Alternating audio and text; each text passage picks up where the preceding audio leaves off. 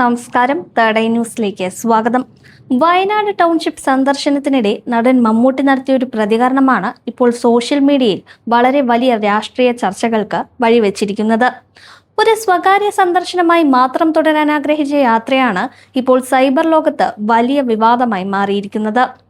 ഇന്നലെ വയനാട് ടൗൺഷിപ്പ് സന്ദർശിക്കാനായി ചെന്നൈയിൽ നിന്നെത്തിയ മമ്മൂട്ടി സ്ഥലം നേരിൽ കാണാനായിരുന്നു പദ്ധതിയിട്ടിരുന്നത്.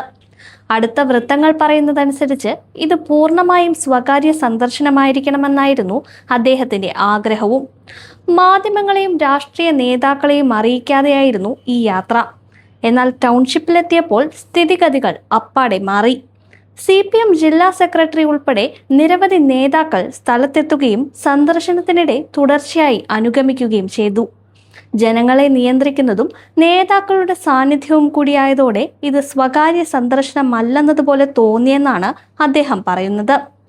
ഇതിനിടെ ജില്ലാ സെക്രട്ടറിയോട് മാറി നിൽക്കാൻ ആവശ്യപ്പെട്ടു എന്ന സംഭവമാണ് പിന്നീട് വളരെ വലിയ ചർച്ചകൾക്ക് വഴിവെച്ചത്. ഈ സംഭവത്തിന് പിന്നാലെ വിവിധ സൈബർ ഹാൻഡിലുകൾ മമ്മൂട്ടിക്കെതിരെ രൂക്ഷ വിമർശനവുമായി രംഗത്തെത്തുകയും ചെയ്തു. സോഷ്യൽ മീഡിയയിൽ ആക്ഷേപങ്ങളും വിമർശനങ്ങളും ഉയരുകയാണ്.